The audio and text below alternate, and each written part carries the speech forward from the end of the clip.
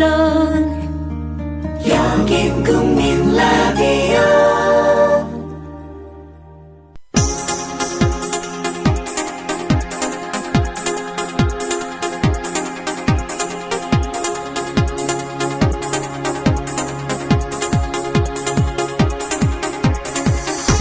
해고 이즈 해피입니다.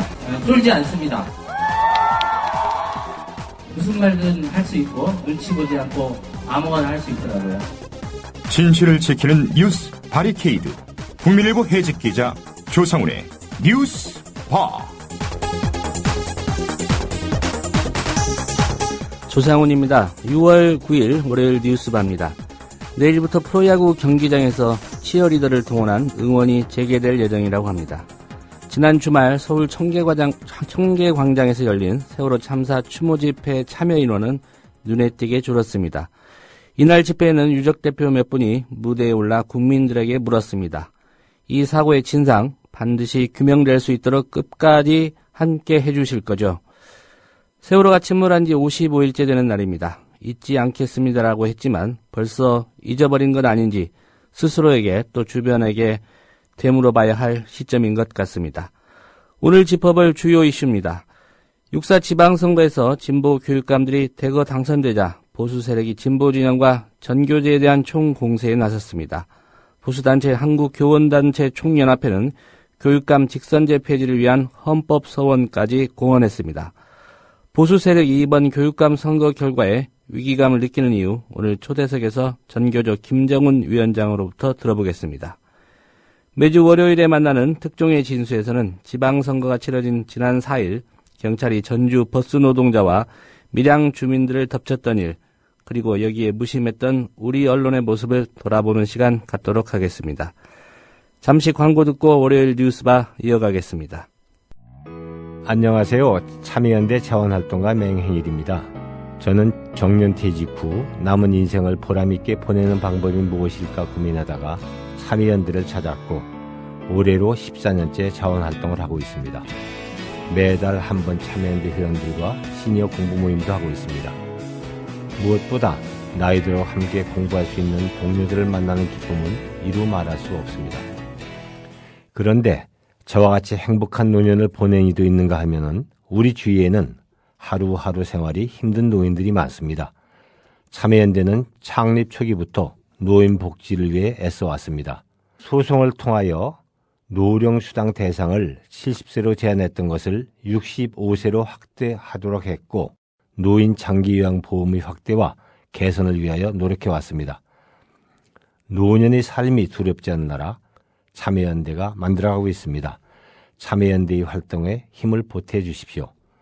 회원 가입은 홈페이지 www.peoplepower21.org 또는 전화 02-723-5300을 통하여 가입하실 수 있습니다. Breaking news regarding missing Malaysia Airlines Flight 3. So the United States is lowering the threshold for American. 日本と同じで現地予算やってるから意味がないんです。环球消费调查，我们来说一种特殊的旅游。近年来呢，出国旅游。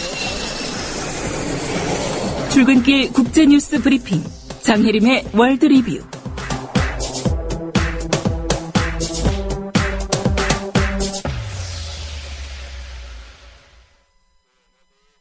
네, 주말 사이 주요 국제 뉴스부터 정리하겠습니다. 장혜림 캐스터입니다. 안녕하십니까? 네, 안녕하세요. 네, 브라질 월드컵 개막 이제 4일 앞으로 다가왔습니다. 그런데 브라질에서는 최근까지도 이 월드컵 반대하겠다 이런 시위 이어지고 있죠? 그렇습니다. 월드컵 개막 경기가 열릴 예정인 브라질 상파울루에서 지난 6일까지 이틀 동안 월드컵에 반대하는 시위가 벌어졌다고 미국의 소리가 보도했습니다. 보도에 따르면 시위에 참가한 주민들은 심각한 경제 침체 속에서의 월드컵 개최가 부적절하다고 주장했는데요. 예. 이들은 브라질 정부가 공공 서비스 개선에는 신경 쓰지 않으면서 월드컵 개최 비용으로 14조 원 이상을 투자한 것에 불만을 터뜨리면서요. 월드컵보다 필요한 것은 학교와 병원이라고 주장했습니다. 여기에 맞선 브라질 경찰은 최루탄까지 동원하면서 이들을 강제 진압했습니다. 예. 노동자들의 시위도 있었다고요? 상파울루의 지하철 노동자들과 교사들이 임금 인상을 요구하며 파업에 돌입했습니다. BBC에 따르면 파업으로 인해서 상파울루 지하철역 중 절반 정도가 폐쇄됐는데요. 예. 브라질과 크로아티아의 개막전이 열리는 경기장 근처의 코린티안스 역도 문을 닫은 상태입니다. 월드컵이 다가오고 있지만 노조와 사측 간의 협상이 이루어지지 않아서 시위는 계속될 것으로 예상됩니다. 예. 그런가 하면 지난달에는 아마존 원주민까지 시위에 참가하지 않았습니까? 그렇습니다. 지난달 말에는 2,500여 명의 시민들이 월드컵 개최 반대 시위를 벌였습니다. 여기에 창과 활을 든 아마존 원주민 500여 명도 참가했는데요. 예. 이들은 월드컵 때문에 자신들의 보호구역이 침해당했다고 주장했습니다. 시위대 중 수백 명은 브라질 축구 대표팀의 차를 둘러싸고 못 가게 막기도 했고요. 어떤 시민은 브라질 국기를 불태우기도 했습니다. 축구를 사랑하는 브라질에서 적지 않은 국민들이 이렇게까지 하는 걸 보면 정부에 대한 이들의 불신과 불만이 얼마나 큰지 짐작할 수 있습니다. 예. 브라질 정부의 입장은 어떻습니까? 브라질 지우마 호세프 대통령은 강경하게 대응하겠다는 입장입니다. 정부는 군과 경찰 15만 7천 명을 투입했고요. 빈민가를 중심으로 탱크와 장갑차까지 동원해 경계를 펼치고 있는데요. 예. 호세프 대통령은 월드컵 본선 경기가 열리는 12개 도시에 군 병력을 주둔시키는 방안을 고려 중이라고 밝히기도 했습니다. 세계인의 축제라는 월드컵이 정작 개최국에서는 심각한 분쟁의 원인이 되고 있습니다. 예. 러시아와 우크라이나 두 나라 정상이 만났다는 소식 있죠? 푸틴 러시아 대통령이 현지 시간으로 6일 프랑스에서 포로셴코 우크라이나 대통령 당선인과 만나 우크라이나 사태 해결 방안을 논의했다고 AFP 통신이 보도했습니다. 푸틴 대통령과 포로셴코 당선인은 노르망디 상륙작전 70주년 기념식 오찬에 앞서 약 15분간 면담했는데요. 예. 포로셴코가 지난달 25일 우크라이나 대선에서 당선된 후 이 두 명이 만난 건 이번이 처음입니다. 두 정상은 우크라이나 동부 유혈 사태를 끝내자는 서로의 입장에 대해서 환영한다고 하면서 앞으로 계속 논의해야 한다고 밝혔습니다. 예. 푸틴 대통령이 미국 오바마 대통령도 만났죠? 그렇습니다. 우크라이나 사태로 대립하고 있는 미국과 러시아의 정상이 작년 9월 G20 정상회의 이후 처음으로 만난 건데요. 이날의 비공식 면담은 15분간 이어졌고요. 예. 이 면담에서 오바마 대통령은 러시아가 우크라이나 정부와 협력할 것을 촉구하면서 러시아가 포로셴코 당선인을 합법적인 우크라이나 지도자로 인정해야 한다고 강조했다고 미국 백악관 관계자가 전했습니다. 예. 이런 가운데 우크라이나의 포로셴코 당선자 대통령 취임식이 있었죠? 네. 페트로 포로셴코가 현지 시간으로 7일 우크라이나의 5번째 대통령에 취임했습니다. 포로셴코 대통령은 취임식에서 러시아를 겨냥해 전쟁이나 복수를 원하지 않는다 이렇게 밝혔습니다. 하지만 크림반도는 과거에도 우크라이나 영토였고 앞으로도 우크라이나 영토일 것이라고 강조하면서 예. 러시아의 크림반도 합병을 인정하지 않는다는 입장을 분명히 했습니다. 예. 팔레스타인 수반과 이스라엘 대통령 바티칸에서 열린 합동 기도회에 참석했다는 소식이 있군요.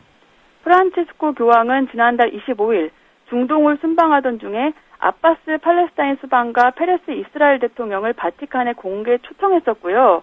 양측이 이를 수락하면서 기도회가 성사됐습니다. 예. 교황은 현지 시간으로 8일 바티칸에서 열린 중동 평화를 위한 합동 기도회에서 이 두 지도자들에게 중동의 평화를 위한 진정한 용기를 보여달라고 촉구했습니다. 프란치스코 교황은 전쟁 때문에 너무 많은 어린이들이 숨졌다고 말하면서 평화를 정착시키는 것은 전쟁하는 것보다 더 큰 용기를 필요로 한다고 강조했습니다. 예, 팔레스타인 수반과 이스라엘 대통령 어떤 입장들을 보였습니까? 프란치스코 교황의 왼편에 앉았던 아바스 수반은 중동은 물론 세계인들이 평화와 공존의 기쁨을 누릴 수 있도록 팔레스타인이 평화를 갖게 해달라고 기도했고요. 예. 교황의 오른편에 앉았던 페레스 대통령은 어린이들에게 평화를 주는 것은 우리의 의무이며 부모의 성스러운 임무라고 밝혔습니다. 이번 합동 기도회에 다양한 종교인들이 참석했다고요? 그렇습니다. 유대교와 가톨릭교, 이슬람교 등 3개 종파, 그리고 그리스 정교회까지 참여했고요. 창조, 용서를 위한 기도, 그리고 평화를 위한 기도 등 3가지 주제로 기도회를 했습니다. 예. 합동 기도회를 마친 후 프란치스코 교황과 팔레스타인 수반, 그리고 이스라엘 대통령은 평화의 상징인 올리브 나무를 함께 심기도 했습니다. 네, 오늘 소식 잘 들었습니다. 네, 감사합니다. 네, 장혜림 캐스터였습니다.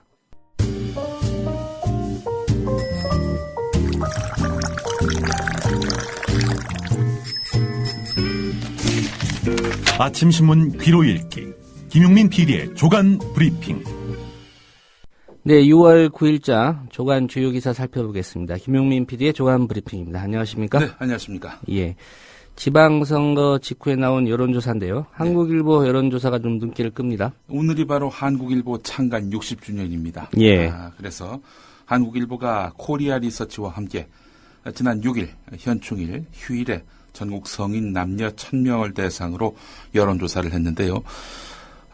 차기 대선 후보 선호도 1위 누군지 아십니까? 박원순 씨입니까? 그렇습니다. 예. 박원순 서울시장이 1위로 급부상했습니다. 17.5%, 아직 대세라고 말할 수는 없겠습니다만은 어쨌든 13.6%의 문재인 새정치민주연합 의원 그리고 12.2%의 안철수 새정치연합 공동대표를 따돌리고 1위로 부상했습니다. 예. 그 뒤로는요. 7.8%의 정몽준 전 새누리당 서울시장 후보 그리고 4.7%의 남경필 새누리당 경기도지사 당선자 그리고 4.3%의 김문수 현 경기도지사입니다. 그 뒤를 3%대의 김무성, 2%대의 손학규, 1%대의 안희정, 원희용 이 두 사람이 따라 붙고 있습니다. 예. 정몽준 전 새누리당 의원이 7.8%나 된다는 건 좀 이채롭습니다. 예. 서울시장 대결 국면에서는 1위로 오르기까지 했었죠. 예. 그런데 지금 4위로 추락을 했습니다. 1, 2, 3위 모두 다 새정치민주연합 소속이군요. 예. 예. 1, 2, 3위 합하니까 한 43%포인트가 넘는데. 네. 이 야권에서 이분들이 계속 있는다고 친다면. 네. 예, 야권 내 이 예비 경선이 더 좀 각축을 벌이지 않을까 그런 생각도 좀 듭니다. 예, 그렇습니다. 말씀하신 대로 그 여당 후보들 한번 다 합쳐보면 얼마나 나올까요? 지금 거론되고 있는 이 불과 20%도 안 되는군요. 예. 다 합쳐도. 예. 자, 박원순 시장은 전국에서 고른 지지를 확보했다는 점도 눈길을 끕니다. 자신의 지역 기반인 서울뿐만 아니라 이번 지방선거에서 새누리당으로 넘어간 경기, 인천의 수도권에서도 높은 지지율을 기록했습니다. 심지어 보수의 텃밭인 부산, 울산, 경남에서도 17.8%의 높은 지지율로 선호도 1위 주자가 됐습니다. 야권 텃밭인 호남에서는 어떠느냐. 안철수 21, 문재인 17%였는데요. 박원순 시장은 26.3% 최고 지지율을 기록했습니다. 예. 부산, 울산, 경남 그리고 호남 지역에서도 1위를 차지한 것으로 나타났습니다. 박원순 시장은 2011년 서울시장 보궐선거 때만 해도 정치인으로서 존재감이 크지 않았는데요. 하지만 이번 지방선거에서 여권의 유력 대선 주자로 꼽히는 정몽준 전 의원을 13%포인트 이상 차이로 크게 이기면서 야권의 잠룡으로 분명히 각인되는 분위기입니다. 물론 선거 승리에 따른 컨벤션 효과, 그러니까 정치 이벤트 직후에 지지율이 상승하는 현상에 힘입어서 단숨에 유력 대권 주자로 자리매김했다는 점, 이 점도 하나의 요인이 될 수 있겠습니다만은 호남에서의 높은 선호도는 새로운 인물에 대한 요구가 반영된 것으로 풀이된다라고 박석호 코리아 리서치 조사부장은 밝혔습니다. 박원순 시장에 이어서 문재인 의원과 안철수 대표 등 야권 주자들이 상위권을 휩쓴 것도 눈에 띄는데요. 다만 지방선거에서 충청권 돌풍을 견인했던 안희정 충남지사는 여전히 지지율이 1%대에 머물러서 차기 주자로서는 아직 부족한 것 아니냐 이런 평가를 받는 것으로 나타났다고 한국일보는 전하고 있습니다. 예. 자, 그런데 여권의 차기 주자들 다 합쳐도 20%가 안 되니 이거 참 답이 안 보이네요, 보니까. 예. 물론 대선까지는 3년여가 남아있기 때문에 정치에서의 사실 3년은 300년 같은 그런 기간이라고 말할 수 있겠죠. 예. 어떻게 바뀔지 모를 그런 판도 미리 예단할 수는 없지만 어쨌든 박원순 시장이 치고 올라갔다는 점, 이 점은 예의주시할 필요가 있을 것 같습니다. 예, 한국일보가 창간 60주년 맞아서 예. 실시한 여론조사 결과고요. 네. 예. 오늘 조선일보를 한번 보겠습니다. 세월호 참사 희생자, 이런 기가 막힌 사연이 있었군요. 조충환 씨, 45살입니다. 형은 4월 18일, 엄마는 4월 22일, 그리고 아버지는 지난 5월 5일에 발견이 됐습니다. 시신으로 말이죠. 6월 5일 아닙니까? 6월 5일입니다. 6월 5일에 이렇게 시신으로 발견됐습니다. 53일 만에 빈소가 차려졌는데, 홀로 막내가 살아남았습니다. 막내. 일가족 4명 중에 아버지, 어머니, 그리고 형, 다 숨졌고, 막내만 살아남아서 가족 빈소가 차려진 거군요. 막내는 7살이고요. 그렇게 해서 상주가 됐습니다. 어린 상주는 흰색 와이셔츠. 이렇게.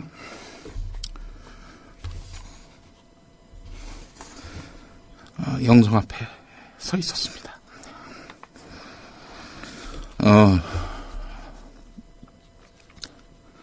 전시회 전문 인테리어 업체에서 12년 동안 일해왔던 아버지였는데요. 제주도 출장에 맞춰서 아내와 초등학생 2 아들을 데리고 여행을 가던 길에 이렇게 사고를 만났다고 합니다. 관련 기사가 조선일보 13면에 있습니다. 다음 기사 보겠습니다.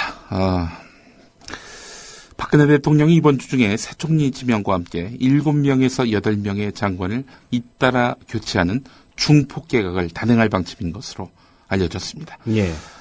새 총리 인선이 그동안 계속 지연됐기 때문에 신임 장관들에 대한 인선은 새 총리와 협의하되 이 임명 제청은 정우원 현 총리가 하는 방향으로 가닥을 잡은 것으로 알려졌는데요. 자, 주목되는 부분은 김기춘 비서실장입니다.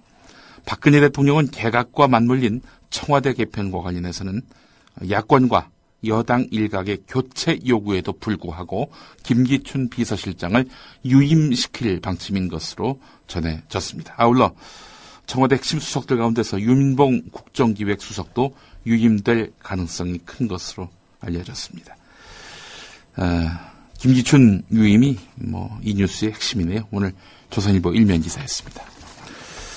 중앙일보 5면을 펼쳐보니까 말이죠. 지금 총리 인선에 청와대가 골머리를 앓고 있다. 이런 내용이 담겨 있는데 말이죠. 자, 지금 현재 총리감으로 누구를 염두에 두고 있느냐.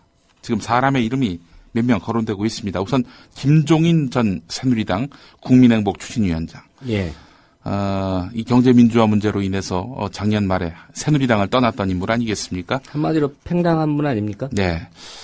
사실 지난 대선 때도 한번 팽을 당했었어요. 그랬다가 이 문재인 후보가 안철수 후보와의 단일화를 통해서 치고 올라오니까 그때 다시 김종인 씨를 끌어들여가지고 경제민주화 공약의 완성을 다시 한번 또 다짐했었죠. 그런데 또 지난해 대선 지나고 1년 지난 시점에 경제민주화는 온데간데 없고 온통 재벌 챙겨주는 그런 정책을 펼치는 과정 속에서 김종인 씨가 결국 새누리당을 떠났었습니다. 그런 김종인 씨를 다시 기용하겠다. 그런 이야기가 지금 청와대에서 논의되고 있는 것 같습니다. 그리고 김문수 경기도지사, 그리고 한광옥 국민대통합위원장, 이런 사람들이 여전히 거론되고 있는데요.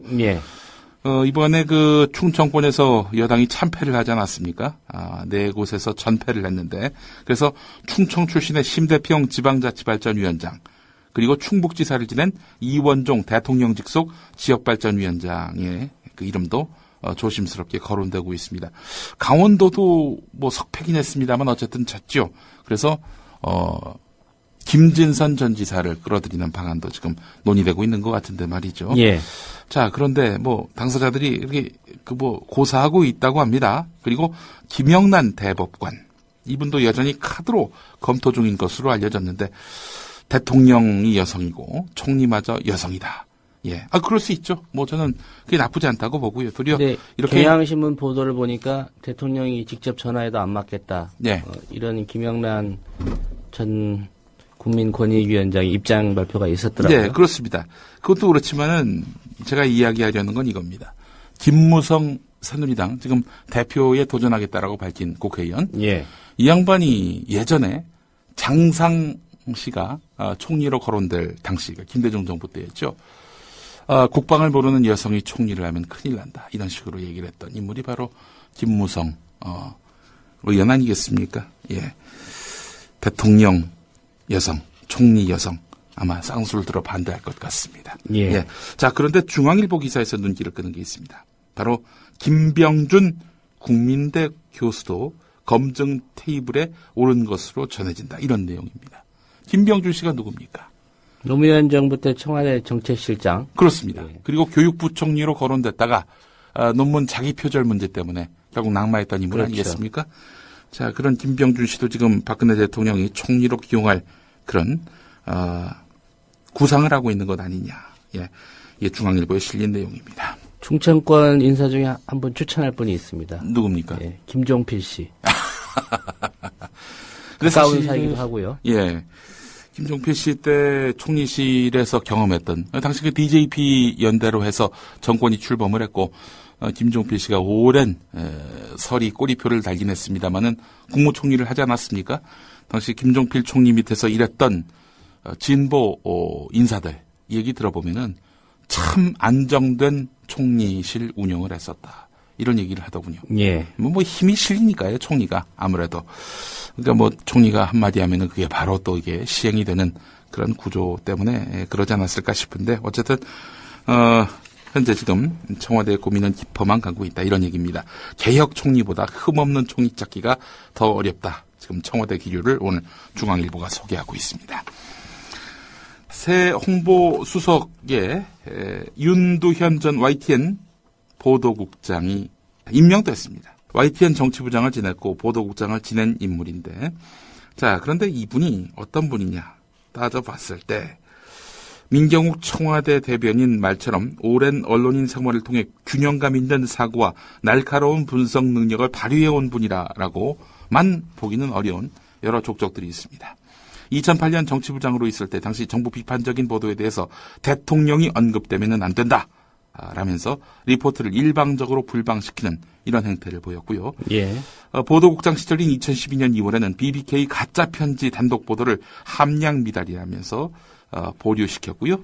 2012년 5월에는 노무현 전 대통령의 차명 계좌 발언으로 논란을 일으킨 조현오 전 경찰청장을 출연시켜서 해명으로 일관한 일방적인 정권 홍보 방송을 해서 사내 구성원으로부터 비판을 받았습니다. 이것뿐만이 아닙니다. 이 정치권이 그에게 요직을 주기 위해서 인사 외압을 시도한 인물로 지목된 적도 있었습니다. 이게 무슨 얘기냐. 국가인권위원회가 지난해 발표한 국무총리실 공직윤리 지원관실 불법 사찰 관련 결정문을 보면은 사찰 피해자인 표완수 전 YTN 사장, 이 참여정부 때 YTN 사장을 했던 분이거든요. 예. 이분이 2008년 2월에 사장으로 있을 때 윤진식 당시 대통령직 인수위원회 국가경쟁력 강화특위 부위원장으로부터 윤두현 사장을 정치부장으로 뽑으라는 압력을 받았다고 이렇게 진술을 했습니다. 자, 2008년 2월 이명박 정부가 출범하기 전 단계까지 표완수 씨가 YTN 사장을 했는데 예. 인수위원회 시절에 윤진식 씨로부터 윤두현을 정치부장으로 뽑아라 이렇게 압력을 받았고 그에 대해서 거부를 했단 말이죠. 그 후에 이 표완수 씨가 사장직에서 물러나고 그 다음 사장이 아마 구본홍 씨인 걸로 제가 알고 있는데 구본홍 씨 때 정치부장을 했습니다. 예. 정권이 갖다 앉힌 인사였죠. 말 그대로. 예. YTN 보도국장 출신이 전임이었죠. 홍상표 씨에 이어서 청와대 홍보수석으로 가는 어떤 코스 같습니다. 그 정군기 홍익대 교수가 어제 YTN에 출연해서 한 말이 있습니다. 예. 이 YTN이 청와대 홍보수석의 산실이군요. 하면서 방금 말씀하신 홍상표 전 보도국장까지 거론하면서 이야기를 했는데 정군기 씨가 뭐 대체로 그 논평의 그 내용들을 보게 되면은 친정부, 친여당 성향이거든요. 예. 말하자면 이 정군기 교수의 말은 비꼬는 게 아니라 진심으로 축하하는 차원에서 이야기한 것 같습니다. 예. 청와대 홍보수석으로 가고 싶으면 일단 YTN을 좀 거쳐야 될 것 같습니다. 네. 잠시 후 뉴스의 재구성을 들어보시면은 그 정군기 교수의 목소리를 들으실 수 있습니다. 박근혜 대통령의 복심으로 불리는 이정현 청와대 홍보수석이 물러났습니다. 자, 이 경질된 것이냐? 경질된 것일까요? 뭐 여러분 아시는 대로 KBS 보도 통제 의혹을 받았던 인물 아닙니까? 그런데 이 사람이 그만뒀다. 이 경질로 봐야 마땅할 텐데. 근데 지금 재보선 출마를 준비하고 있다는 보도가 또 맞물려 나오고 있습니다. 예. 6.4 지방선거를 전후해서 박근혜 대통령에게 사의를 표명한 건데요. 7월 재보선에서 정몽준 의원 지역구인 서울 동작을 출마를 검토하고 있는 것으로 알려졌다는 겁니다. 이정현 씨가 이 동작을과 무슨 연관관계가 있느냐? 동작을 지역구 안에 있는 상도중앙교회를 출석한다고 합니다. 원래 광주에서 출마했던 분 아닙니까? 그렇습니다. 이정현 전 수석이 입버릇처럼 앞으로 선거에 나갈 뜻이 없다라고 밝힌 만큼 일단 재보선 출마가 자신의 의지만은 아닌 것으로 보이는데요. 결국 그렇다면은 청와대가 차출한 거 아니냐. 경질이 아니라 결국 재보선 차출이 아니냐. 징발이 아니냐. 이렇게 볼 수밖에 없다는 겁니다. 일단 이정현 전 수석의 출마가 확정될 경우 서울에서 또 한 번 박근혜 대통령 신임 투표가 열린다고 볼 수 있습니다. 박근혜 대통령의 상징적인 인물이라는 점에서 대통령 평가와 직결될 수밖에 없기 때문인데요. 새누리당에서도 그가 생환해 주기를 바라고 있습니다. 그래서 당과 청와대 사이에 가교 역할을 해주기를 바라고 있는데요. 자, 그렇다면은 이 판이 커지겠는데요? 이게 이제 인천시장에 유정복 씨가 당선되니까 예. 이정현 씨 나가도 되겠다. 이런 판단을 했을 수도 있죠. 예. 대통령과 가까운 인물이면은 예. 지역에서 먹어주지 않겠는가 아마 이렇게 판단하고 있는 것 같은데 글쎄요 이번 동작을에서 정몽준 후보는 박원순 후보에게 졌습니다. 동작을만 본다면 730 재보선 결과도 그래서 주목이 됩니다. 자 이번 730 재보선 예비 후보 16명이 등록이 됐는데 이 16명 말고도 떠나있던 여야 잠룡들이 대거 돌아올 것이라는 전망이 나오고 있습니다. 새누리당에서는 중량감 있는 원외 정치인들 이름이 거의 모두 다 오르내리고 있는데요. 예. 말씀드린 대로 이정현 전 수석뿐만 아니라 김문수 경기지사, 이 총리로 하마평까지 거론되고 있는 인물, 쓰임새가 참 많습니다. 그리고 서울시장 경선에 나섰던 김황식 전 국무총리, 이해훈 최고위원이 거론되고 있습니다. 오세훈 전 서울시장과 나경원 전 의원도 물망에 오르고 있는데요. 지방선거에서 패한 서울에서 당선될 경우 존재감을 극대화할 수 있는 데다 향후 정치적 행보도 탄력을 받을 수 있을 것으로 기대하고 있습니다. 새누리당은요. 경기 평택을에는 임태희 전 대통령 비서실장이 일찌감치 새누리당 예비후보로 등록을 마치고 예. 선거 준비에 돌입했는데요. 새정치민주연합 같은 경우 손학규 상임고문 이분의 이름이 유력하게 거론됩니다. 서울 동작을과 수원 지역에서 동시에 거론되고 있는데요. 한 측근 얘기는 쉬운 곳에 출마하지 않는다는 것이 원칙이다 이렇게 말을 했다는 겁니다. 쉬운 곳에 출마하지 않겠다. 그렇다면은 부산에서 출마하면 적합할 것 같습니다. 글쎄 그럴 것 같지는 않습니다. 예. 계속된 그 경향신문 기사를 보면은 이정현 전 수석과 김문수 지사가 출마할 경우 정권 심판의 선봉장 이미지를 굴축할 수 있다는 구상이다. 이런 걸로 봐서는 이정현 전 수석, 김문수 지사가 출마할 곳에 나가겠다. 이런 의미인 것으로 보입니다. 예. 이정현 전 수석이 부산에 나갈 리 없어 보이고요. 동작을로 나가는 걸로 거의 확정되지 않았습니까?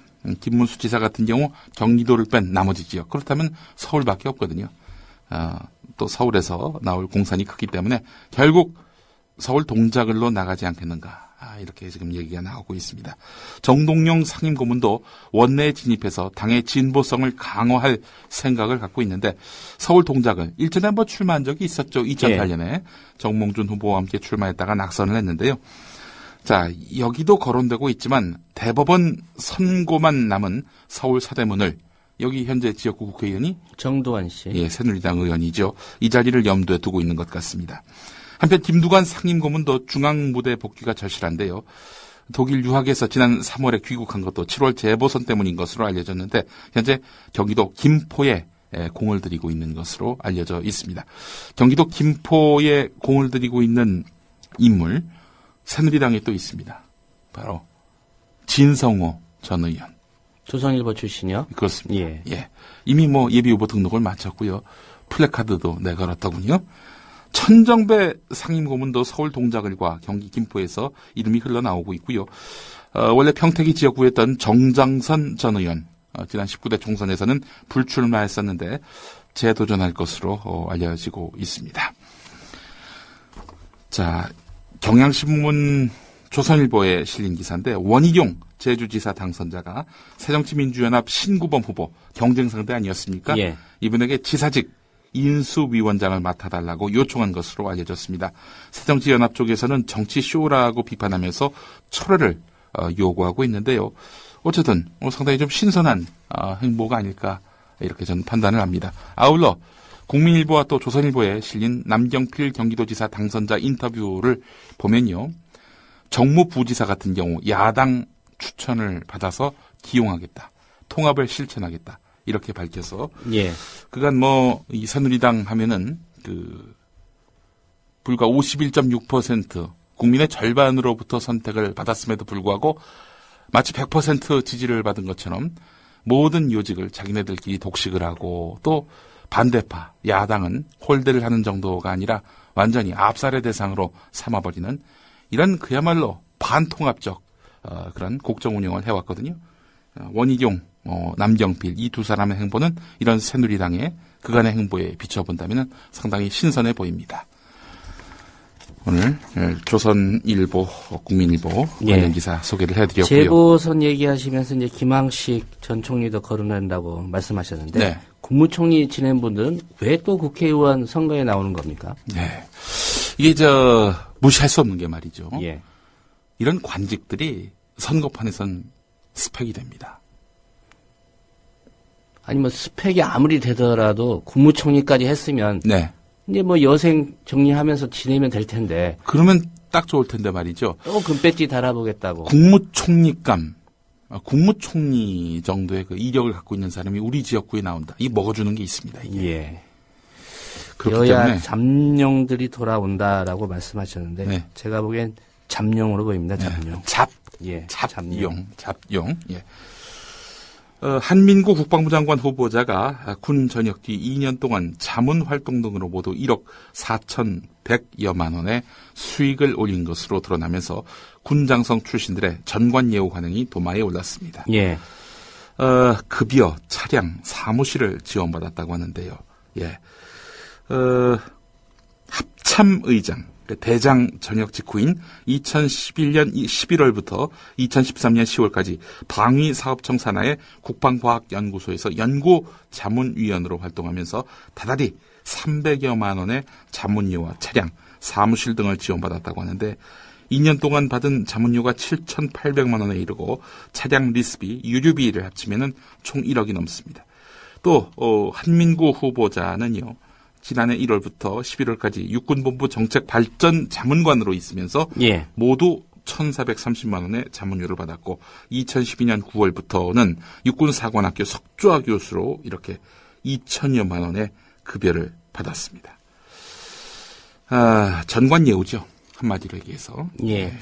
안대희 국무총리 후보자의 그 변호사 수임료에 비하면 액수는 작지만은 예. 이 또한 무시할 수 없는 네. 문제점인 것 같습니다. 전관예우로 인해서 파생된 말이 뭡니까? 관피하거든요. 예. 관피하 척결한다는 그런 이번 개각에서 관피하를 또 이렇게 갖다 앉힌다.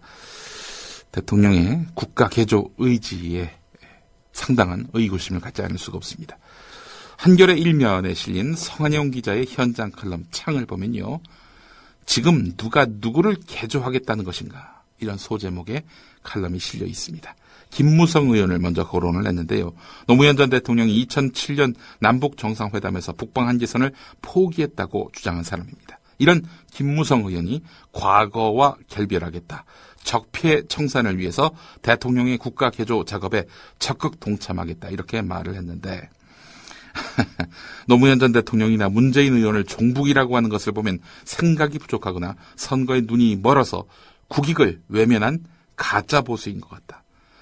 전남방직 창업주였던 그의 선친은 1970년 한국경영자총협회를 만들어 초대회장을 13년 동안 지냈다. 김무성 의원 자신도 내무부 차관, 집권여당 원내대표와 비대위원장을 지냈다. 기득권 세력의 일원이라는 이야기다. 그가 청산하겠다는 적폐는 도대체 누가 만든 것일까? 이렇게 되묻고 있습니다. 서청원 의원, 이 사람도 국가개조 운운하고 있는데 말이죠. 예. 2002년에 한나라당 차떼기 사건, 2008년 친박연대 대표 시절에 비례대표 공천헌금을 받아가지고 감옥 갔다 온 이런 이력. 이인재 의원도 지금 새누리당 혁신 방안을 내일 발표한다고 하는데요. 13번째 당적을 거쳐서 새누리당에 안착했던 인물 아닙니까? 도대체 누구를 개조한다는 것인가? 이런 부제는 이 세 사람을 중심으로 해서 논거가 만들어졌습니다. 예. 자, 본격적인 혁신학교 모내기가 시작이 됩니다. 이 17개 광역단체 가운데 13곳에서 진보교육감이 탄생을 했죠. 1기 진보교육감 6명이 세운 530곳의 혁신학교. 과연 이 학교는 어땠는가 살펴보는 기사가 오늘 한겨레와 경향신문에 실렸습니다. 학교가 530곳 정도 세워졌는데요. 이 한마디로 모판이었다고 볼 수 있겠죠. 이제 13명의 2기 진보교육감이 혁신학교를 확대하고 일반 학교에까지 성과를 확산시키면서 교육 패러다임의 변화에 시동을 걸겠다. 이렇게 밝힌 상황 아니겠습니까? 자, 그런데 논란은 많습니다. 혁신학교가 전교조의 해방구 아니냐 이런 마타도어가 있었습니다. 예. 이에 대해서 교총교사들의 만족도를 살펴봤더니 교총교사들의 만족도도 높은 것으로 나타났습니다. 전교조의 해방구가 맞다면 교총의 해방구도 맞다 이렇게 말할 수 있겠습니다. 진보교육감의 발명품 아니냐 이런 이야기도 있었는데요. 교육 현장에서 자발적으로 시작한 운동이 진보교육감에 의해 채택된 것이다. 이게 정확한 이야기라는 겁니다. 학력이 저하되는 것 아니냐. 그랬더니 서울의 혁신중학교의 학력이 크게 좋아진 것으로 나타났고 예산 특혜가 있어서 예산이 과용되는 거 아니냐 이런 얘기가 있었는데 예. 특목고에 쏟아붓는 수억에 비하면은 혁신학교는 연 1억에 불과하다는 겁니다. 경향신문도 보니까 말이죠. 성적이 낮아진다? 기초학력 미달 학생이 2.7%포인트 줄었기 때문에 향상된 것으로 봐야 한다라는 얘기고 혁신학교가 전교조 학교다라는 그런 의문에 대해서는 전교조는 불과 14%에 불과하고 비전교조 교사가 다수를 차지하고 있다. 이것이 진실이란 겁니다. 한겨레 5면, 경향신문 13면에 관련 기사가 있습니다. 지난 토요일이죠. 예. 서울 연세대 앞에서 신촌 퀴어 문화 축제가 열렸습니다. 동성애 단체의 카프레이드 행사가 있었는데 여기에 개신교계 단체가 나서서 막았습니다. 주여 저 호모포비아들을 용서하소서 저들이 자신의 죄를 알지 못합니다. 이런 플래카드도 내걸었네요 보니까. 호모포비아요? 예. 예. 이거는 개독포비아는 없습니까? 동성애 하나님 앞에 회개하면 천국 이런 의문을 단 그런 모습도 보였는데 말이죠. 자, 동성애자 집회 이래도 되나? 국민일보 유영대 기자가 종교면에 실은 기사네요. 동성애 단체 카프레이드 막다가 10여 명이 부상당하기도 했다. 동성결혼 금지법 촉구를 이 시민들이 결의를 했는데 많은 시민들이 이 교계 단체에게 지지를 표하면서 생수와 후원금까지도 건넸다 이렇게 전하고 있습니다. 어느 일방의 입장을 이렇게 보도를 했네요. 국민일보가. 예, 막다가 부상당한 게 아니라 사실 경찰이 허가한 집회인 걸로 알고 있습니다. 네. 그래서 경찰들이 이 막는 분들을 연행하려고 시도했다는 거 아닙니까? 예, 그렇죠. 자, 같은 보수 일간지라 말할 수 있는 동아일보는 어떠냐? 사랑과 혐오 사이 동성애 충돌. 이런 제목인데요. 그러니까 이제 국민일보는 그 시민들이 개신교계 단체들을 지지했다. 이렇게 보도하지 않았습니까? 예. 동아일보 기자가 만난 시민들은 어떠냐? 기사를 소개해드리겠습니다. 주변 시민들은 동성애 찬반과 상관없이 대부분 시위대에 비판적인 반응을 보였다. 시위대라 하면 동성애 반대 시위대를 말하는 겁니다. 예. 연세대 재학 중인 서모 씨는 나는 동성애에 반대하지만 저런 식의 반대 시위는 눈살을 찌푸리게 한다라고 비판했다. 한 20대 여성 축제 참가자도 음악 듣고 그저 웃고 즐기는 분위기인데 반대 단체에서 행사를 열면서 분위기가 살벌하게 변했다. 주최 측 참석자들이 사물놀이를 진행하는 장소 바로 옆에서 일부 종교인들이 피켓을 들고 기도회를 열면서 동성애는 죄악이다, 회개하라라고 외치자 이를 지켜본 몇몇 외국인들은 의아해하기도 했다. 예, 이렇게 기사가 마무리됩니다. 주여 저들을 용서하소서. 오늘 여기까지 하겠습니다. 예, 잘 들었습니다. 예. 김용민 PD였습니다.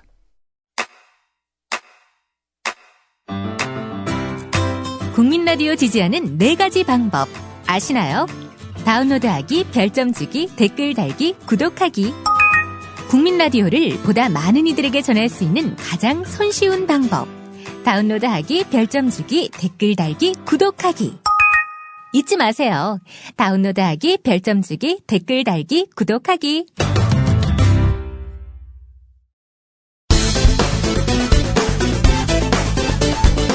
안녕하십니까. 6월 8일 KBS 9시 뉴스입니다. 새 청와대 홍보수석에 윤두현 YTN 플러스 사장이 내정됐습니다. 최근 기란영 사장의 권한 유착 문제와 관련해 총파업을 벌였던 KBS. YTN 전 보도국장의 청와대 입성에 대해 남의 말을 인용하는 형식을 취했으나 어쨌든 한마디. 새정치민주연합은 YTN 보도국장 시절 여당 편향 보도를 했다며 권한 유착 인사라고 비판했습니다. KBS 뉴스 이석구입니다. 권한 유착과 관련해 KBS의 또 다른 상처. 바로 민경욱 전 앵커.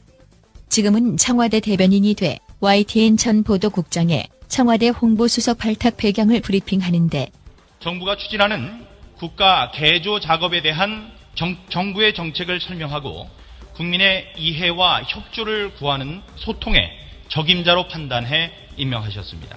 동아일보 종편 채널A와 중앙일보 종편 JTBC는 좀 더 구체적으로 YTN 전 보도국장 발탁이 왜 권한 유착의 이유가 되는지를 설명하고 네, 하지만 윤 신임 홍보수석은 YTN 보도국장 재직 당시 여당 편향 보도 논란으로 노조와 갈등을 빚은 사실을 두고 벌써부터 야권의 반발이 나오고 있습니다. 네, 윤 홍보수석 내정자는 그 YTN에서 정치부장과 이제 보도국장을 했는데 그게 이명박 정부 때입니다. 당시 노조와 잦은 마찰을 빚기도 했었거든요. 그러니까 그 당시 노조와 이제 수차례 그 갈등을 빚었는데 그 윤 내정자가 YTN 보도국장으로 재직할 당시에 그 노조 측은 여당 편향 보도 논란을 제기했습니다. 그래서 결국 그 윤 내정자가 지난해 3월 디지털 YTN 사장으로 이동하게 된 거죠. 그래서 야권에서는 이런 전력을 문제 삼아서 윤수석 인선에 대해서 강력하게 비판을 하고 있습니다. 윤 내정자가 이제 정부 비판적인 기사를 이제 불방시키는 등 이 정치 편향적이다 그런 점을 문제를 삼고 있고요. 또 현직 언론인을 곧바로 청와대로 인선하는 건 권한 유착이다 그런 지적도 하고 있습니다. 청와대 대변인 때도 지적이 됐었던 문제인데요. 금태섭 새정치민주연합 대변인. 현직 언론인을 곧바로 청와대 홍보수석에 임명하는 것이 문제점을 지적하지 않을 수 없습니다. 두 번째로 윤두현 사장이 지난 정권 때부터 정권의 눈치만 보는 전형적인 해바라기형 언론인의 모습을 보여왔다는 점입니다. 만기 칠남, 불통의 정부 운영을 바꾸겠다는 청와대가 홍보수석 인사부터 소통과는 정반대의 인물을 임명하는 것은 정말 걱정스러운 일입니다. 한편 자사 전 보도국장의 청와대 홍보수석 발탁에 대해 YTN은 어떻게 보도했을까? 자, 강 의원께 말씀을 듣기 전에 일단 뉴스 속보 먼저 전해드리도록 하겠습니다. 앞서서 오늘 박근혜 대통령이 이정현 홍보수석의 사표를 수리를 했다는 소식이 조금 전에 들어왔었는데요. 청와대 홍보수석에 청와대가 윤두현 YTN 플러스 대표를 임명을 했다고 합니다. 이에 대해 패널로 출연하던 서가번 전 새정치민주연합 국회의원. 알게 모르게 축하한다고 야유. 이번에 사표를 수리하자마자 지금 이렇게 다시 발표가 됐어요. 어떻게 보시나요? 예, 아주 YTN으로서는 축하받을 일이네요. 축하받을 일이네요. 축하받을 일이네요. 한편 정곤기 홍익대 교수는 YTN이 청와대 홍보수석의 산실이라며 확인 사설까지. 그다음 윤두현 신임 홍보수석은 우리 YTN 출신인데 YTN 출신이 홍보수석의 산실인 것 같습니다. YTN 출신이 홍보수석의 산실인 것 같습니다. YTN 출신이 홍보수석의 산실인 것 같습니다. 홍상표 전 수석, 또 윤두현 수석 이렇게 산실인데.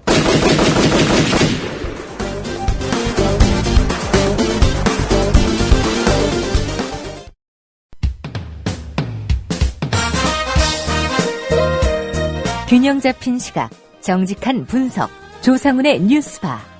이어서 초대석으로 만납니다.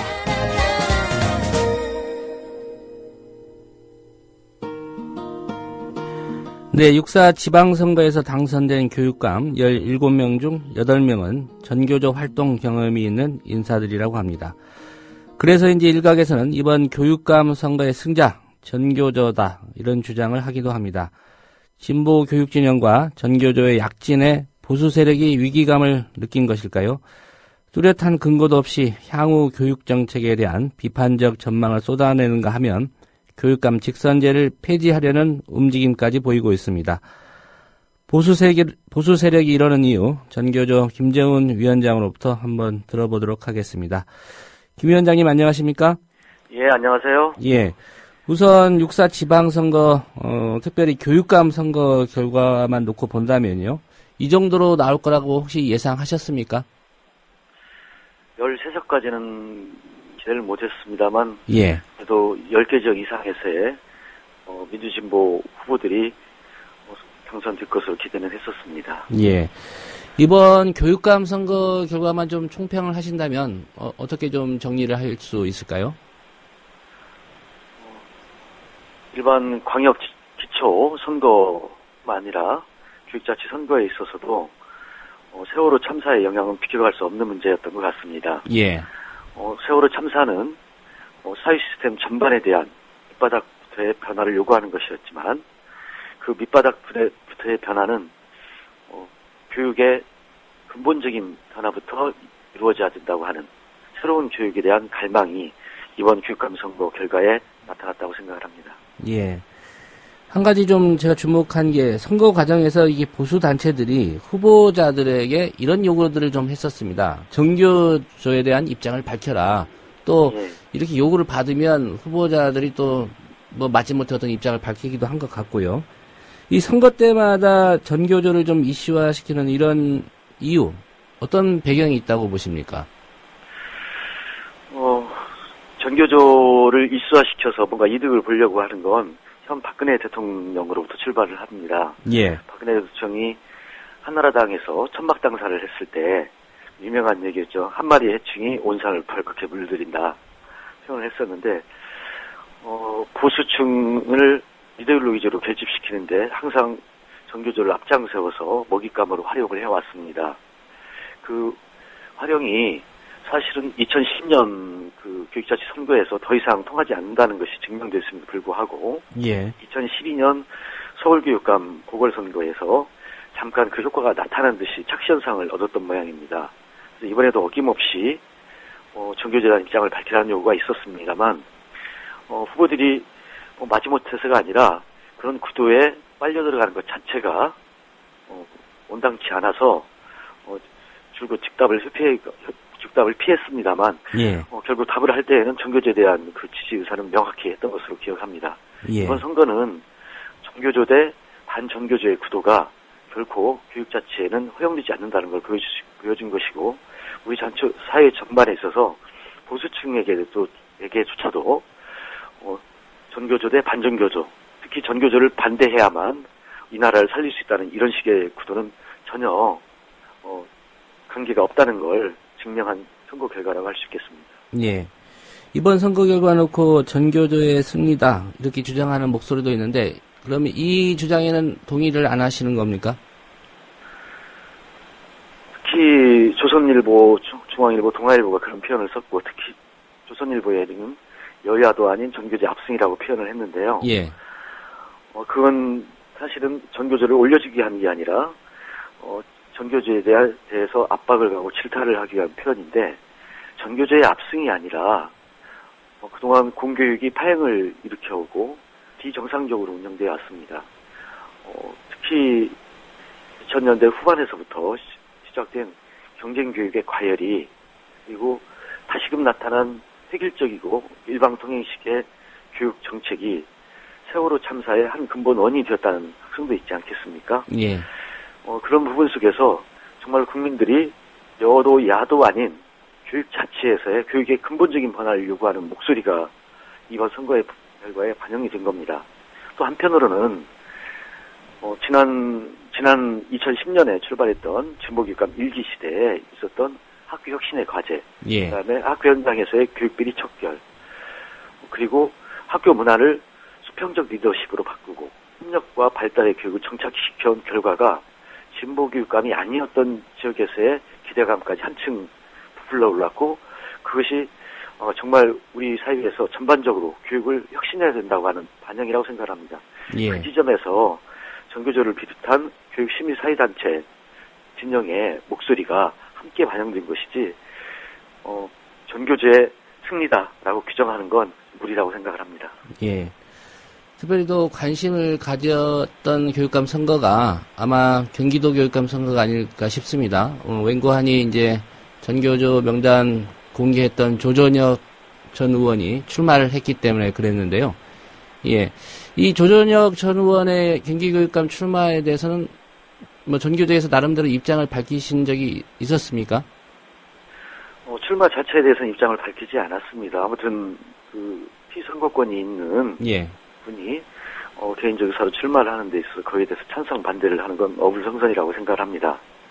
다만 조전혁 전 의원이 전교조 교사 명단 공개로 인해서 개인 정보를 갖다가 공개적으로 상대에 대해서 법원의 판결이 있었고 그에 대한 벌금형도 받았습니다. 예. 그 벌금에 대해서 아직도 다 납부하지 않았거든요. 손해배상도 그렇고. 그럼 나중에 좀 우스갯소리가 저한테 제가 투표할 수 있는 지역이 전주입니다. 예.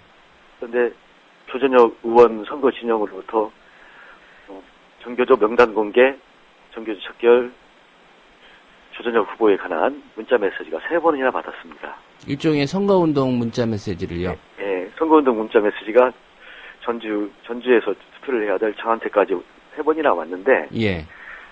좀 아이러니하지 않습니까? 전교조 위원장한테까지. 물론 모르고 그랬겠습니다만. 그래서 실은 이 선거 와중 중에 전조적 후보께서 전교조에 대한 비방을 일상적으로 했습니다. 예. 그다음에 억지 주장도 하셨고, 이 부분에 대해서는 응당 법적으로 책임을 져야 될 것 같습니다. 예. 이 지방선거 끝나고 나니까 조선일보 헤드라인이 아까 말씀하신 것처럼 여도 아니고 야도 아닌 전교조의 승리다 이렇게 뽑혔고요. 특별히 이런 흐름에 지금 보수 진영이 좀 난리가 났습니다. 특히 보수 언론의 경우에 수백만 명의 학생들이 마치 불운한 단체 소나기에 들어간 것처럼 호들갑을 좀 떨고 있고 그런 또 프레임을 짜는 것으로 보여지는데 이런 상황은 어떻게 보십니까? 일단 보수 언론뿐만 아니라 보수라고 자처하는 인사들까지 이런 현상에 대해서는 참 아직도 멀었구나 하는 생각이 듭니다. 아직도 진행형이고 앞으로 철저하게 진상규명하고 처벌해야겠습니다만 한꺼번에 제자와 국료를 잃은 교구조이고 교사들이고 학교이고 교육입니다. 그리고 사회 전반적 시스템의 변화의 요구에 직면해 있습니다. 이번 지방 선거에서 사실은 여의 승리도 야의 승리도 아니라고 한 편은 맞습니다. 즉 기존 정치 선거에 유권자들이 사실상은 등을 돌린 결과입니다. 어쩔 수 없어서 투표를 한 거라는 느낌밖에 들지 않거든요. 예. 그래서 찾은 희망의 탈출구가 바로 교육자치라고 생각을 했습니다. 보수 언론은 먼저 전교조의 압승이라는 이런 표현으로 오히려 전교조를 압박하거나 그동안에 상당히 성과 있게 추진되었던 진보교육감 일기 시대에 쌓아놓았던 성과 그리고 전교조가 해왔던 공교육 정상화 운동에 대해서 근본적으로 다시 살펴보고 재고해야 할 의무가 있는 것이고 세월호 참사 앞에서 보수 언론이나 모두는 정말 우리가 무엇을 잘못했을까? 우리에게 정말 자기 보수 인사들이 패배를 했다면 패배의 원인이 어디 있는가를 선거공학적으로 분석하고 이데올로기적 편갈리로 나설 게 아니라 정말 현재까지 쌓아왔던 교육 시스템에 어떤 문제가 있었고 세월호 참사 앞에서 근본적으로 변화시켜야 될 일은 무엇인지를 반성하고 자성하고 그에 대한 대책을 내놓는 게 우선일 것입니다. 예. 그럼에도 불구하고 비정상적인 반응을 보이고 히스테리적 반응을 보이는 건 우리나라의 앞날 그리고 우리 교육의 미래를 위해서도 바람직하지 않습니다. 명백한 한국 사이의 편갈리기고 분열 책동이라고밖에 볼 수 없습니다. 예. 한국교총 같은 경우에 이제 아예 교육감 직선제 폐지하자, 그러기 위해서 헌법 소원까지 추진하겠다, 이런 입장 밝혔습니다. 이 직선제를 폐지하자고 하는 이유, 그리고 전교조 입장에서는 교육감 직선제 유지해야 된다, 그런 입장이신가요? 예, 전교조는 교육 어렵게 민주주의의 결과물로, 예, 제도적 결과물로 어렵게 성취해낸 것이 교육자치제도입니다. 지방자치제도의 뒤에 교육자치제도가 확립이 됐는데, 지방자치제도의 일부로서의 교육자치의 확립은 한국 민주주의의 형식적 민주주의 역사에서 상당히 중요한 의미를 지닙니다. 교육감 직선제가 꼭 정답은 아닙니다만, 예, 그러나 현재 한국 사회의 지형의 흐름상 주민 통제 원리가 직접적으로 작동할 수 있는 게 교육감 직선제라고 생각을 합니다. 교총이 주장하는 바는 헌법에 명시된 교육의 자주성, 전문성, 공식적 중립성례를 듭니다. 그런데 이것이 온전히 지켜지려면 교사 공무원의 정치 기본권이 보장돼 있고 누구나 피선거권이 보장돼 있다면, 예, 교육감 직선제라고 하는 표현을 굳이 하지 않아도 될 것 같기도 합니다. 그런데 교사 공무원의 정치 기본권이 제약되어 있는 상황 속에서 교육의 자주성, 전문성을 지키는 문제는 교육감 후보자의 교육 경력 유지로서 일단 가능할 것 같고요. 예, 자주성, 전문성을 보장받기 위해서는, 특히나 자주성을 보장받기 위해서는 제도 정치권의 영향으로부터 벗어나 있어야 한다고 생각을 합니다. 현행 교육감 직선제도는 정치 권력으로부터 이김으로부터 상대적으로 자유롭고, 정치 권력의 이낌으로부터 자유로운 상태에서 유권자들이 이번 선거에서 정말 우리 교육이 어떤 모습이어야 되는가만 기준에 놓고 투표를 할 수 있었습니다. 예. 그건 정말 민주주의 시스템의 원리가 직선제라는 상태에서 정치에 오염되지 않은 방식으로 작동한 결과물이라고 할 수 있습니다. 예. 현재는 소중한 자산이고, 그리고 그 결과가 앞으로 우리 교육의 미래를 이 4년 동안에 충분히 바꿔낼 수 있는 기초를 쌓을 수 있다고 생각을 합니다. 교육감 직선제 제도에 현재 우리 사회에 맞는 제도라고 생각을 하고 있습니다.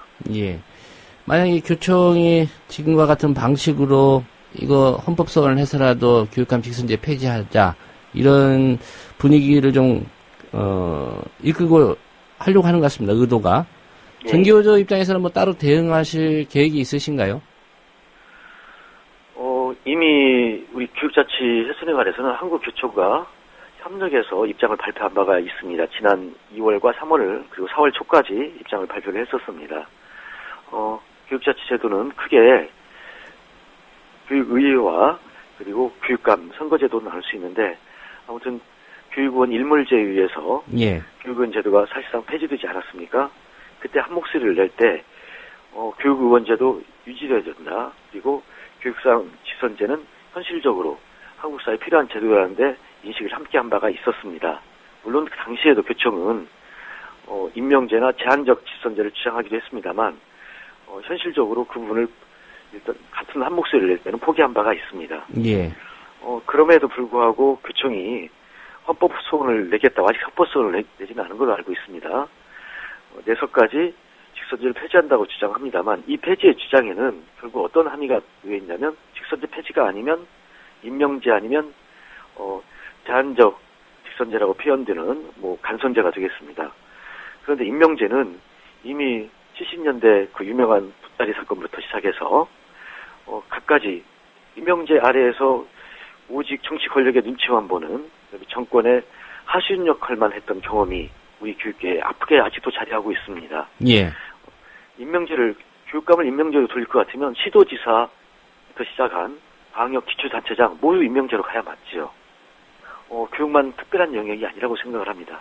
간선제 역시 마찬가지로 교육감 선거 다시 간선제로 가자 되돌리려면 그 부분도 역시 사회적 비용, 그다음에 도덕성의 문제 거론해서 광역단체장, 기초단체장 모두 간선제로 가야 맞지 않겠습니까? 예. 사실상 시대에 역행하는 발상이고요. 이에 관한 교육자치를 지키고 있는 상징으로서의 교육감 직선제를 지켜내기 위해서는 대국회 활동 등 필요한 일들은 모두 하도록 하겠습니다. 예. 보수진영이 또 한 가지 좀 신경을 쓰는 문제가 아마도 교과서 문제가 아닐까 싶습니다. 이 정부 검정 교과서 외에 별도로 이제 새로운 교과서를 만들어서 인정 도서로 등록하겠다. 이게 이제 진보 교육감들의 좀 공통된 구상으로 보여지고요. 이런 작업들은 왜 필요하다고 생각하시는지요? 먼저 인정 도서를 개발하지 않았으면 좋겠습니다. 그 말씀 뜻은 예.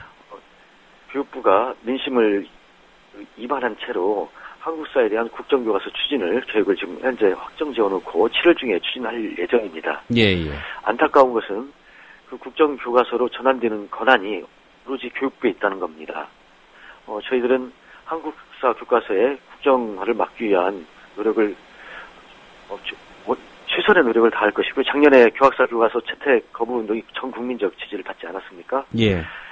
그래서 그 연장선상에서 한국사마저 국정화되고 그에 따라서 정권의 입맛대로 역사가 왜곡되거나 민주주의가 훼손된 일은 다시는 없어야 되겠습니다. 그럼에도 불구하고 교육부가 강행한다면 실제 올바른 역사를 가르치고 민주주의가 훼손되지 않는 인정교과서는 별수 없이 방어적 수단일 수밖에 없을 것 같습니다. 예. 그건 교육감 권한 내에서 가능한 일이고요. 그 인정교과서가 결코 불편부당한 일은 없을 거라고 생각을 하고 있습니다. 예. 충분히 국민들에게 설득력을 얻고 국민들의 공감을 얻고 검증을 받는 속에서 인정교과서도 추진이 될 것이고요.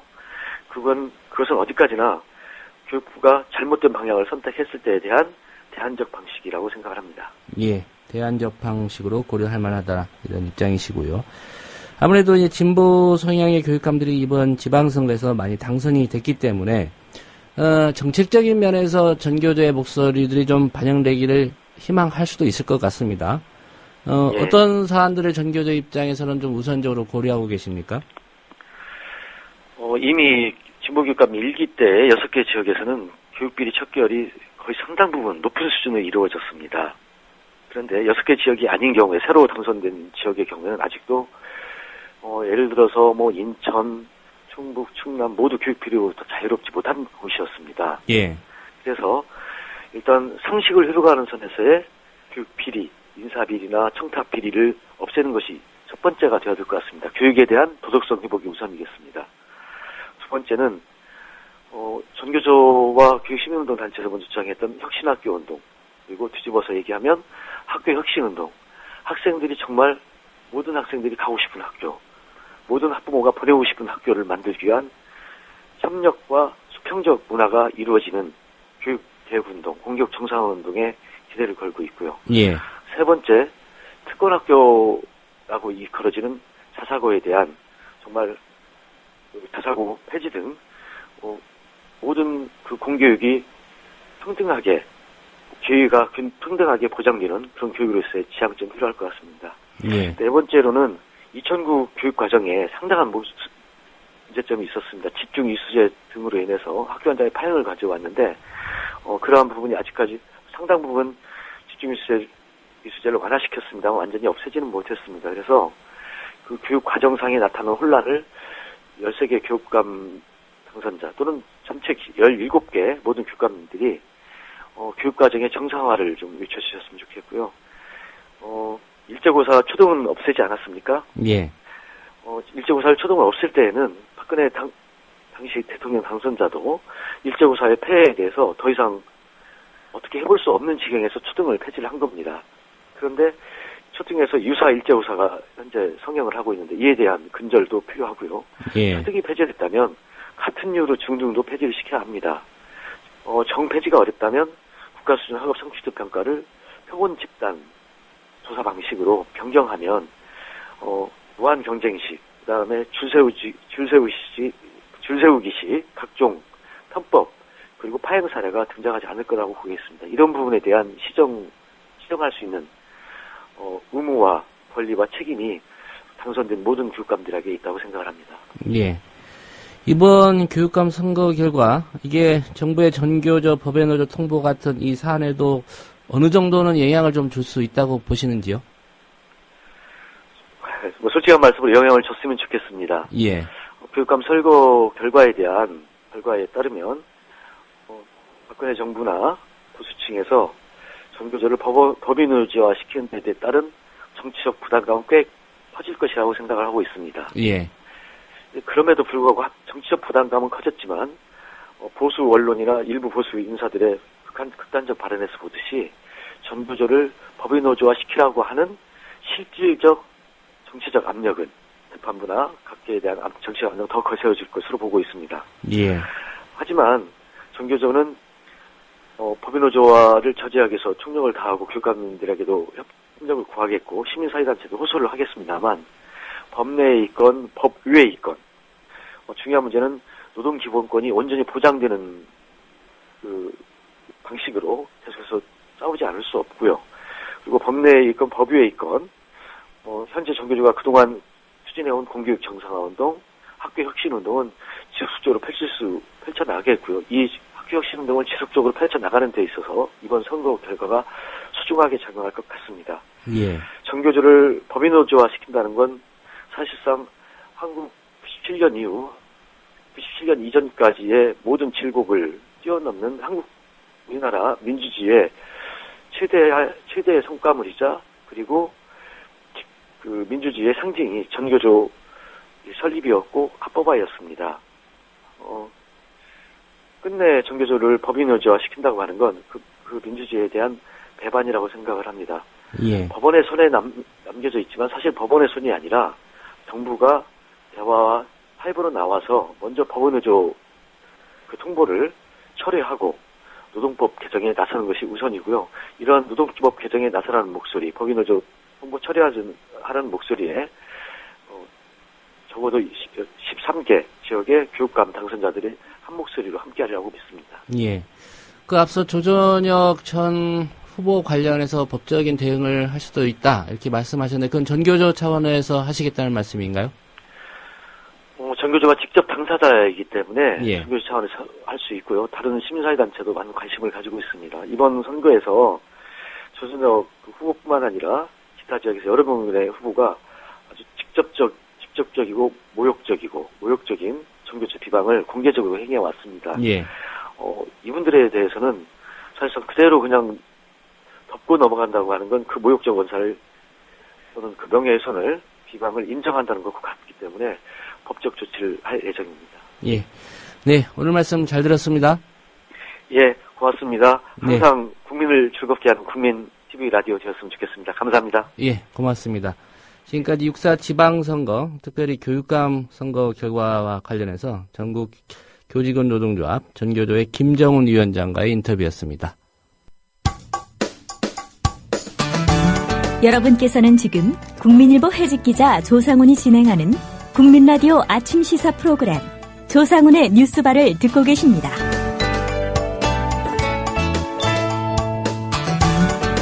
네, 매주 월요일 이 시간에 만나는 특종의 진수 코너입니다. 국민 모두가 선거 결과에 주목했던 지난 4일 경찰이 전주 버스 노동자와 밀양 주민들을 덮쳤습니다. 이 사실을 보도한 언론은 별로 없었고요. 시민들의 주목 또한 받지 못했습니다. 특히 전주 시내버스 문제는 전주에 거주하는 미디어 협동조합 조합원의 리포트 형태로 저희 뉴스바에서도 최근에 다룬 사안이기도 합니다. 미디어스의 김한 편집장 전화로 연결해서 자세한 얘기 들어보도록 하겠습니다. 김한 편집장님 안녕하십니까? 네, 안녕하세요. 예. 일단 저도 이 아이템 보기 전까지는 6월 4일에 그런 일이 있었는지를 미처 알지를 못했습니다. 네네. 예, 6월 4일. 이 시점을 좀 골랐다고 봐야 될까요, 경찰이? 예, 뭐, 현장에서 취재를 하고 나현장 활동가들이 이제 그렇게 얘기를 하고 있는데요. 예. 그 6월 4일 이제 전국 동시지방선거 투표가 진행된 날, 경찰이 이제 전주 버스 노동자 밀양민들을 덮쳤습니다. 네, 요 두 현장의 경우엔 이제 계속 현장이 유지되어 왔던 곳이고, 특별히 6월 4일 날 그 이렇게 연행을 해야 할 이유가 없었는데, 예. 그 경찰이 들어온 것을 두고 이제 언론에 어쨌든 관심이 소홀할 때를 노린 것이 아니냐 이런 분석들이 나오고 있고요. 예. 특히 또 이제 그 연행을 한 시점이 그 밀양의 경우에는 이제 주민들이 투표를 하러 간 사이에 사법경찰들이 들어왔는데 뭐 이런 것들로 봤을 때는 이제 경찰이 의도적으로 그 6월 4일을 택한 것이 아니냐. 그리고 이제 그 전주 같은 경우도 노동자들이 이제 관련 집회를 준비하는 과정에서 이제 대거 체포 연행됐는데 예. 그런 것들도 그 좀 어떤 의도가 있었다라고 볼 수밖에 없지 않냐 이런 분석들이 나오고 있습니다. 예.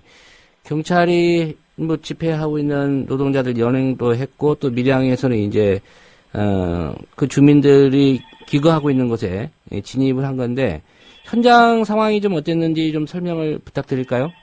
아, 네. 그 전주의 경우에는 이제 신성역에기 시설 보호 요청을 미리 해둔 것으로 알려지고 있습니다. 그래서 예. 경력 200여 명이 6월 4일 새벽부터 그 현장에 이제 모였다고 하고요.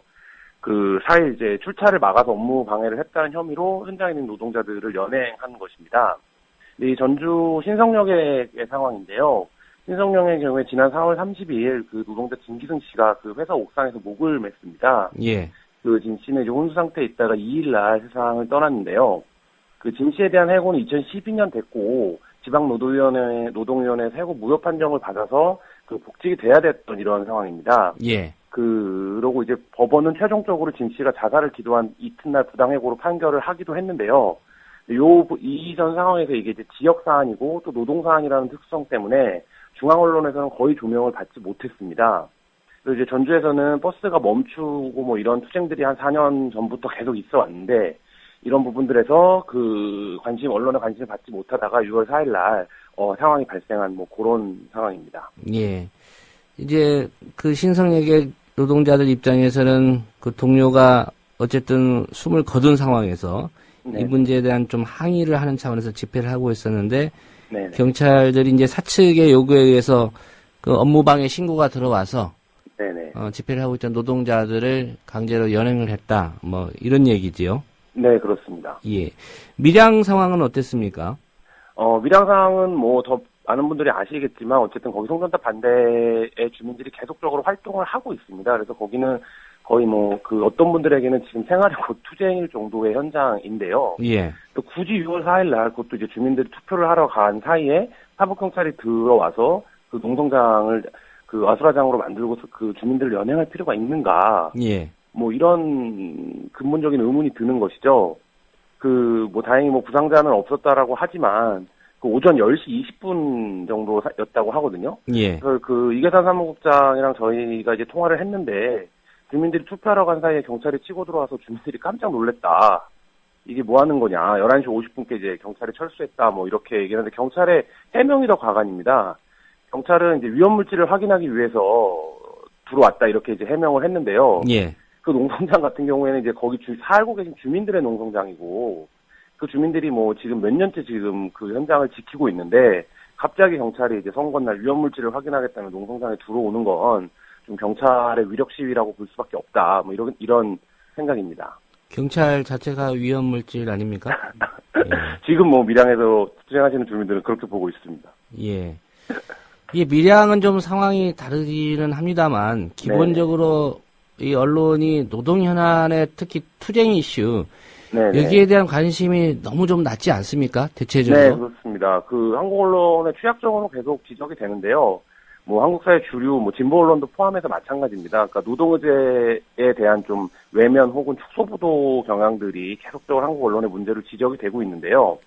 그 대표적인 것이 지금 이제 삼성전자 서비스지의 그 연무석 노동자의 자살 이후에 그 삼성전자 서비스 지회원들이 삼성 본관 앞에서 지금 노숙 투쟁을 하고 있습니다. 예. 네, 이 관련해서 한겨레 경향도 물론이고 주요 언론들이 거의 보도를 않고 있습니다. 그래서 이 사안은 이제 프레시안이나 오마이뉴스나 뭐 레디앙, 민중의 소리, 참세상 같은 인터넷 진보 언론들 중심으로만 보도가 되고 있고 한겨레와 경향 같은 경우에 이제 파업에 들어갔다는 정도의 아주 건조한 스트레이트 정도 외에는 사안을 좀 집중적으로 조명하지 않는 모습을 보였는데요. 지금 이 삼성 투쟁의 중요성은 삼성이 어쨌든 그 3세 승계를 앞두고 있는 상황에서 여러 가지 사회적 승인을 받기 위한 조치를 내놓고 있지만 그런 것들이 과연 본질적인 것이냐라는 것을 이제 묻고 있다라는 점에서 한국에서 굉장히 중요한 투쟁 이슈라고 보여지는데요. 예. 뭐 이런 부분들에 대해서 이제 언론이 외면하는 것이 한국 언론이 놓여있는 어떤 좀 구조적 한계와 연관이 있는 것이 아니냐, 뭐 이런 지적들이 제기되고 있습니다. 예. 우리 언론의 이 노동 사안에 대한 관점 부재, 왜 이렇게 계속 좀 이어진다고 보십니까? 몇 가지 문제들이 있을 텐데요. 그 한국 언론은 이제 한겨레 경향도 마찬가지입니다만 광고에 대한 의존도 굉장히 그 절대적이라고 할 정도로 심합니다. 뭐 심한 경우 어떤 언론은 80% 이상을 이제 광고 수익으로 점하고 있는 상태인데요. 예. 그렇기 때문에 기본적으로 이제 노동과 자본의 관계에서 자본적일 수밖에 없는, 그러니까 이제 어쨌든 자신들의 생존을 결정지을 수 있는 기업의 이슈에 굉장히 좀 부담을 갖게 되는 뭐 이런 상황들이 이어지고 있습니다. 이게 좀 구조적인 문제일 거라고 보여지고요.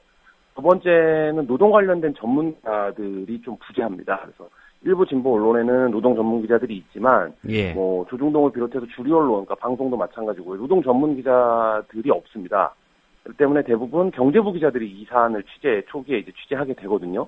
그리고 이게 어쨌든 사회 문제로 넘어오면 사회부로 넘어오게 되고, 뭐 이런 관계 속에서 이 사안에 대한 이제 데스크라고 하죠. 이런 것들이 이제 경제선임 기자나 경제부 데스크들이 보게 되는 경우들이 있습니다. 예. 뭐 이런 것들이 해서 이제 기본적인 시각 자체가 어쨌든 갇히게 되는 문제들도 있고요. 그리고 이제 뭐 앞서 말씀드린 삼성의 문제 같은 경우에 2000년대 중반 이후에 진보 언론들이 참 딜레마로 갖고 있는 문제입니다. 그러니까 한겨레나 경향 같은 경우도 삼성 관련된 보도를 어떻게 할 것이냐, 말 것이냐, 뭐 어떤 사안을 쓰면 광고가 끊어지고 뭐 이런 사항들이 계속적으로 반복이 되어 왔거든요.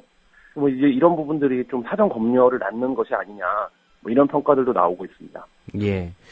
한 가지 최근에 이제 이것도 뭐 노동 문제와 무관하지 않다고 볼 수 있는데요. KBS 네네. 그 노동조합의 파업이 있지 않았습니까? 네네. 예, 이 문제는 이제 모든 언론들이 좀 비교적 중점적으로 다뤘는데, 중요하게 네네. 다뤘는데, 여기서는 사실 뭐 어떤 사람이 스스로 목숨을 끊는다거나 뭐 그런 상황까지는 발생하지 않았습니다. 네네. 그와 견주어 본다면 전주 신성역 같은 경우에 스스로 목숨을 끊는 노동자가 발생한 이런 문제인데도 네네. 보도의 비중을 놓고 본다면 오히려 너무 좀 인색한 게 아닌가 그런 생각이 네네. 드는데요. 어떻게 봐야 될까요? 이런 문제들은. 일단 노동자가 어쨌든 자기 사업장의 문제를 갖고 죽음에 이르렀다라는 과정이 발생을 하면 언론이 이제 그 전후 맥락이나 이런 사건이 왜 발생했는가에 대한 추적보다는 이걸 단순히 이제 어떤 하나의 그냥 사건으로 봅니다. 그 양자의 갈등이 있었거든요. 노동자가 사망에 이르렀다가 그 죽음에 대해서 어떤 사회적 조명이나 의미 같은 거 하루 자체를 굉장히 부담스러워한다는 것이죠. 예. 앞서 그 KBS 문제 같은 경우 말씀도 하셨지만 KBS 문제의 경우는 이게 어쨌든 사회적으로 다른 역학관계에 영향을 미치는 포지셔닝이 됐기 때문에 이제 언론들이 좀 관심을 갖게 될 것이고, 그렇지 않고 이게 개별 사업장의 문제라고 할 때 이건 철저하게 노사의 갈등으로 보는 프레임에 굉장히 익숙하고 빨리 그렇게 판단을 해버립니다. 예. 이제 버스의 문제도 공영방송의 문제와 마찬가지고 전주 지역에서는 굉장히 공공성과 연관이 되어 있는 사안인데, 그럼에도 불구하고 사실 이제 그런 시각이나 관점들의 보도들이 전혀 나오지 않고 있는 것이고요. 뭐 이런 것들은 기본적으로 한국 언론의 어떤 노동 전문성 부재나 노동 사안에 대한 가합성 부재가 낳은 좀 그 절반의 보도, 그러니까 그 진실을 다 보지 못하는 보도, 뭐 이런 보도가 아닐까 이런 생각이 듭니다. 예. 이 노동 문제와 관련해서 언론사 내부에 전문가도 없고 또 관심도 별로 없어 보인다 이런 지적해 주셨는데, 네네. 예, 특별히 이 노동 문제에 관련해서 한국인들의 삶이 5등급 시민이다. 네네. 이런 지적도 나오고 있다고요. 네, 지난달 19일 이제 국제노동조합총연맹이 세계 139개국의 노동권 실태를 조사한 세계 노동권 권리지수라는 이제 지표를 발표했습니다. 예. 이 조사에서 한국은 이제 5등급 처분을 받았는데요. 노동권이 지켜질 보장이 없는 나라라는 분류입니다. 참고로 한국과 같은 5등급 국가는 중국, 인도, 나이지리아, 방글라데시, 이집트 뭐 이런 나라들입니다. 예. 말레이시아, 필리핀도 같은 등급이고요. 근데 이제 우리가 흔히 생각할 때 중국을 비판할 때 중국의 노동권 문제나 중국의 인권 문제를 많이 비판하지 않습니까? 근데 이제 한국의 노동권이라는 것이 중국의 그것과 별로 차이가 없다라는 것이죠. 뭐 이런 수치들을 뒷받침하는 통계나 이런 것들은 굉장히 많습니다. 뭐 한국은 떼인 월급을 받기가 가장 어려운 나라 중에 하나고요. 예. 둘 중 한 명은 비정규직인 노동 인구 둘 중 한 명은 비정규직인 나라이고 뭐 그런 통계들이 지금 최근 발표가 되고 있는데요. 왜 이런 사회가 됐는가, 왜 이렇게 노동을 배척하고 노동의 질이 나쁜 사회가 됐는가를 더듬어 올라가다 보면 한국 언론이, 그러니까 공론장의 기능을 수행해야 하는 언론들이 노동 문제에 대해서 기본적인 관점이나 관심이 부재한 상황들이 영향을 미친 것이 아닌가 이렇게밖에 판단할 수 없을 것 같습니다. 예. 6.4 지방선거에서 여러 가지 이제 뭐 정책적인 공약들, 말들이 오갔습니다. 근데 특별히 네. 지방선거라서 그런지 노동 문제는 좀 이슈가 안 됐던 것 같은데, 이 서울시 박원순 당선자 같은 경우에 노동 관련 공약이 있었습니까? 네, 이 부분도 좀 지적이 될 필요가 있을 것 같은데요. 박원순 시장이 여러 가지 면에서 잘한다라는 평가를 받았고, 선거에서도 좀 압도적인 승리를 거뒀는데, 이런 이제 박 시장의 공약에서도 노동 관점이 거의 부재하다라는 문제가 있습니다. 예. 박원순 후보의 경제정책은 이제 서구형 창조 경제로 요약이 되는데요. 여러 가지 좋은 내용들이 많이 있습니다. 개발 아닌 방법으로의 경제 부흥이라든지 등등이 있지만, 이 공약에서도 노동 관련된 문제가 보이지 않는다라는 겁니다. 그래서 비정규직 없는 세상 만들기 박정규 집행위원 같은 이는 노동 관련된 공약에서만 보면 일부에서 여야의 차이가 드러나지만 핵심 공약에서는 기업을 유치하고 일자리를 많이 만들겠다라는 수준이라는 점에서 박원순 당시에는 후보였죠. 후보와 정몽준 후보가 큰 차이가 없다 이렇게 지적을 하기도 했는데요. 예. 박 시장은 어쨌든 여러 가지 사회 진보적인 이슈들을 행정으로 실제 구현하면서 지지 기반을 확보해 가고 있다라는 점을 감안할 때 이런 박 시장조차도 최소한 공약집에서조차 노동에 대한 배려가 없다라는 것은 한국 사회가 지니고 있는 어떤 한계를 그대로 보여주는 것이 아닌가 이런 생각이 듭니다. 예, 이 지방선거 정책 분야를 짚어보는 언론 보도에서도 이 서울시나 다른 지방자치단체의 선거도 마찬가지였겠습니다만 노동 문제를 분석하는 기사는 볼 수가 없었겠네요. 네, 거의 없었고요. 앞서 말씀드린 대로 지방선거에서 여야의 경제 관련 공약이라는 더 많은 기업을 유치하고 일자리를 많이 만들어서 우리 지역을 잘 살려야겠다 이 정도 수준의 언론에서 실제로 이제 구체화되거나 심화되는 공약들이 거의 없었습니다. 예. 그런 차원에서 보면 이제 오히려 지방자치가 생활정치라든지 이런 부분들과의 연관성이 높다고 봤을 때 그러면 실제 지역별로 노동 이슈들이 다 여러 가지들이 있는데 이제 이런 부분들에 대해서 후보들이 어떤 입장을 갖고 어떤 변별력을 갖고 있는가에 대한 보도나 혹은 취재 같은 것들은 거의 이루어지지 않았다라고 보여지고요. 서울시 같은 경우도 몇 가지 이제 노동 관련된 이슈를 갖고 있습니다. 예. 다산 콜센터라든지 이런 데 정규직 전환 문제라든지 몇 가지 이슈들을 갖고 있는데 그다음에 이제 여러 가지 비정규직 고용 형태라든지 이런 부분들에 대해서 박원순 후보가 차별 해소를 왜 노력을 하겠다 이런 정도의 입장이지 구체적인 입장을 내놓지는 못했습니다. 예. 네, 오늘 말씀 잘 들었습니다. 네, 감사합니다. 예. 대부분의 우리 유권자들, 노동자인 분들이 많을 겁니다. 그럼에도 불구하고 언론, 그리고 또 정치하는 사람들의 입에서는 노동과 관련된 이슈나 보도가 나오지 않고 있는 현실을 잘 짚어봤습니다. 네, 오늘 뉴스바가 준비한 메뉴는 여기까지입니다. 지금까지 제작의 김효진 PD였고요. 저는 조상훈이었습니다. 내일 오전 7시 30분에 다시 인사드리겠습니다. 들어주신 여러분 고맙습니다.